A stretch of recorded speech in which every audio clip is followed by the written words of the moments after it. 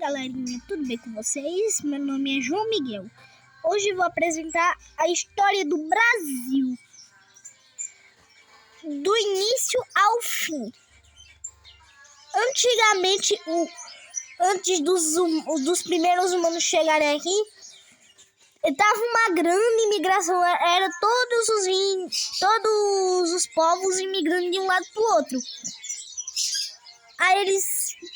Aí tem uma teoria que eles chegaram por aqui, da América do Norte ao Sul, ou da Polinésia, que é essa região aqui, até aqui.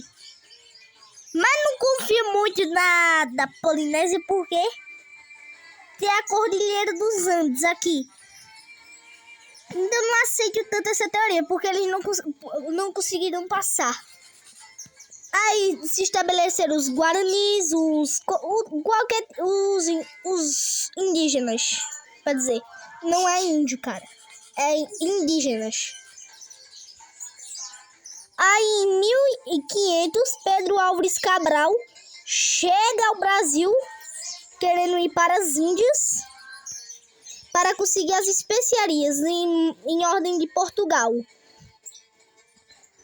Aí tem o Tratado de Tordesilhas, que divide a América mais ou menos assim. Eu não vou fazer tão caprichado, só vou demonstrar.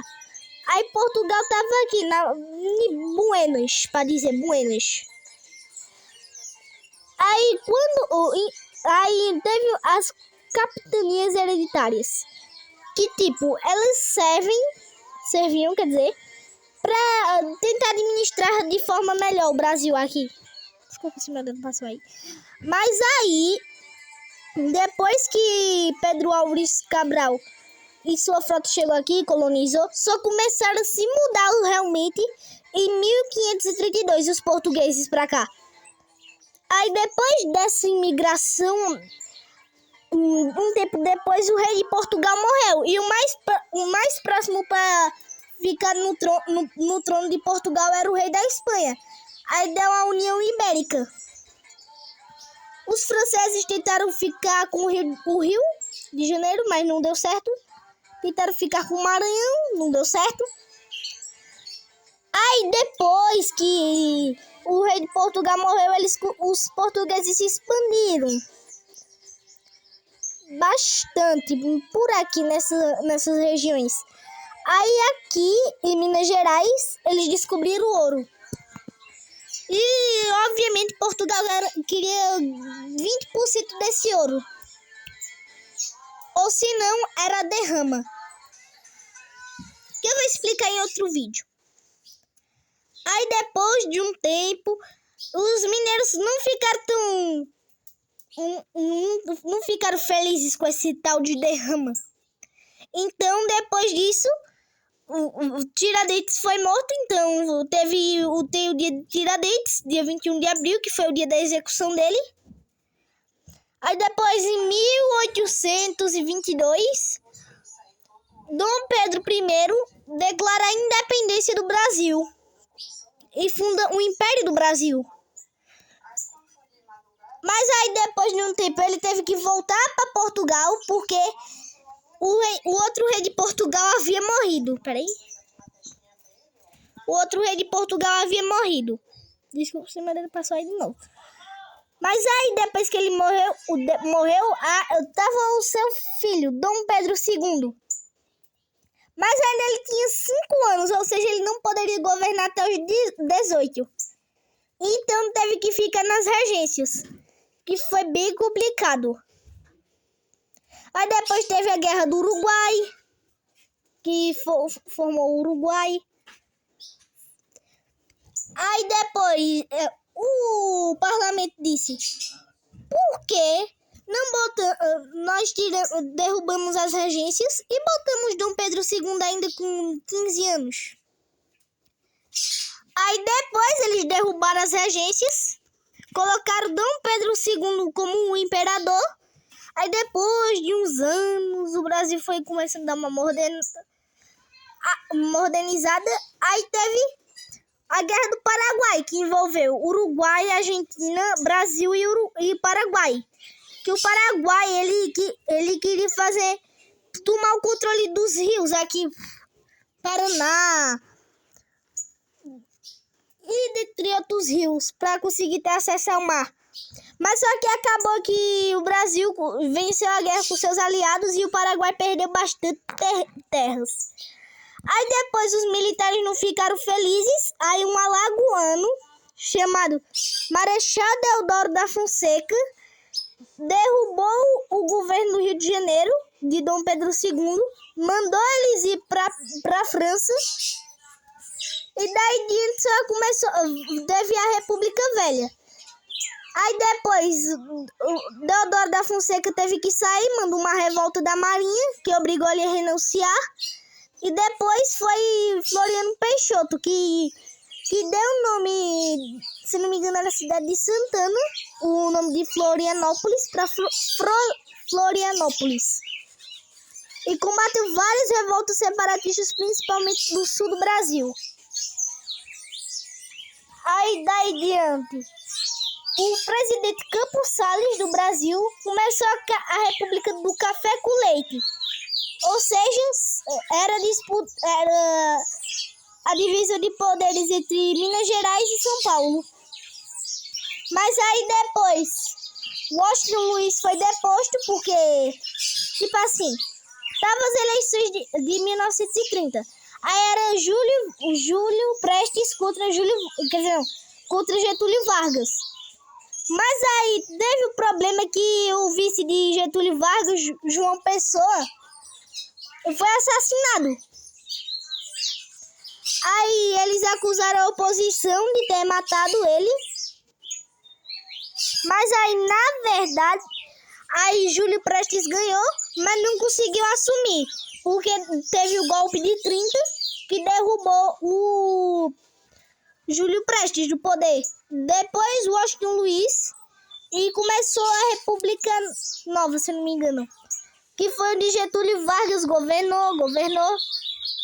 Até que foi Druta, novamente, em 1946, por aí, que proibiu os jogos de azar aqui.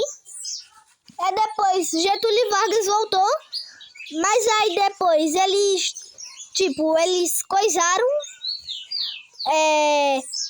Eles estavam querendo que Getúlio saísse, estavam até planejando impeachment. Aí depois Júlio Vargas tirou uma dessa para melhor. Ou seja, eu não vou citar porque manda o algoritmo do YouTube. Mas aí depois foi Café Filho. Aí depois quando o João Goulart chegou, aí chegou Juscelino Kubitschek, que fez transferir a capital do Rio de Janeiro para Brasília. Aí depois tô com calor aqui, gente. Peraí. Aí depois foi Juscelino Kubitschek, que transferiu a capital do Rio para Brasília. Aí depois veio Jânio Quadros, que era um completo doido da cabeça.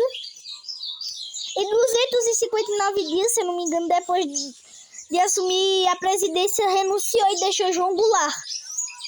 Aí depois, em 1963, se eu não me engano, teve o golpe que botou...